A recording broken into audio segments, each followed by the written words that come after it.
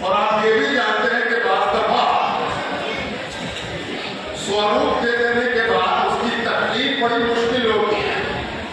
कुतुब मीनार के बगल में एक और मीनार बन रहा था, आज तक अधूरा है। उसको मुकम्मल करने वाले सीईओ यहाँ बैठे हैं, जिनको देख लीजिए जिन्होंने इसको सैकड़ों से अब हजारों को छू दिया। इस साल कई अचीवमेंट हैं। एक अचीवमेंट ये है कि बच्चे और बच्चियों की तादाद में इजाफा हुआ है, गिराकर इजाफा हुआ है। दूसरा अचीवमेंट ये है कि हम लोगों ने ये कोशिश की थी कि मदरसा और स्कूल इन दोनों को एक साथ एक कंपटीशन में सामने लाए गए। और इन दोनों के बीच में एक ऐसी दीवार हमने बना दी है जो चीन की दीवार से भी ज्यादा चौड़ी और लंबी है। स्कूल स्कूल में रहेगा, मदरसा मदरसे में रहेगा।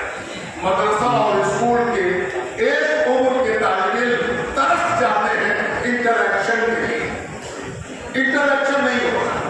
ये बिहार स्टेट सुन्नी वक्फ बोर्ड का क्रेडिट है कि वो स्कूल और मदारिस के बच्चों को एक दूसरे के करीब लाता है। दोनों एक दूसरे को देखते हैं, गलतफहमियों को दूर करते हैं, अपनी कमियों को दूर करते हैं और इसको महसूस करते हैं कि अरे स्कूल का बच्चा भी इतना अच्छा कर सकता है। उधर स्कूल वाले ये देखते हैं कि हम समझते थे कि मदरसे में तो सिर्फ नमाज पढ़ाई जाती है। ये मदरसे के तलबा किस कॉन्फिडेंस के साथ गुफ्तगू करते हैं, किस अंदाज के साथ इनके आवाज का जीरो बम है, उतार चढ़ाव है। दोनों एक दूसरे को देखते हैं, एहसास से कमतरी से बाहर निकलते हैं, एहसास से बरतरी से भी बाहर निकलते हैं। तीसरा अचीवमेंट ये है कि हम तालिबात को भी पूरा मौका दे रहे हैं। आप देखते तो तबीयत खुश हो जाए जब यहाँ पटने के स्कूल और मदारिस की तालिबात गुफ्तगू कर रही थी।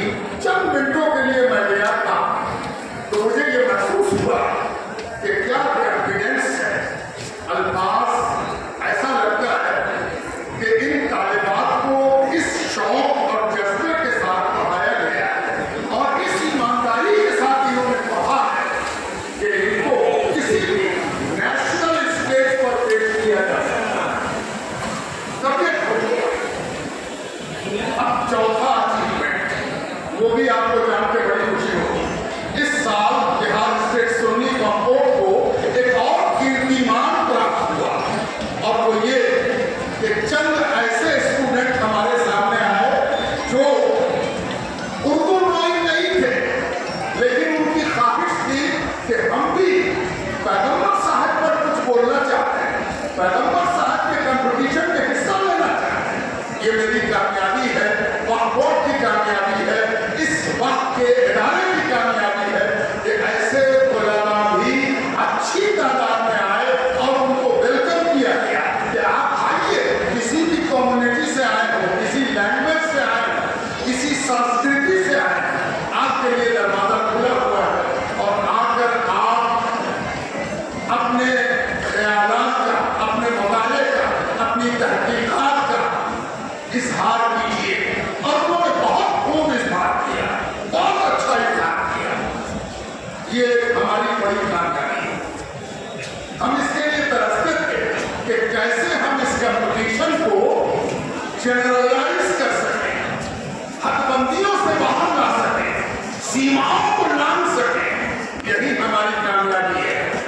इस्लाम ने हमेशा सीमाओं को तोड़ा है, नफरतों को कम किया है, आपस में नजदीकी निकटता बढ़ाई है।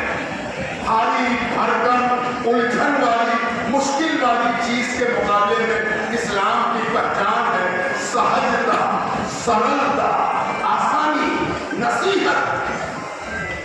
ये इस्लाम की खूबसूरती है। जिस तरह किसी भाषा को अगर मुश्किल बना दिया जाए तो बोलने वाले घट जाते हैं।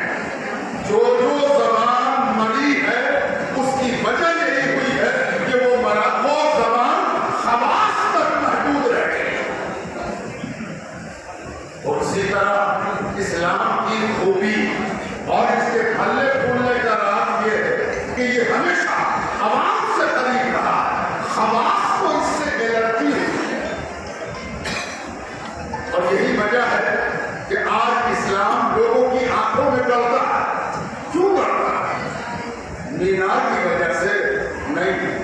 गुम्बद की वजह से नहीं, नमाज की वजह से नहीं, रोजे की वजह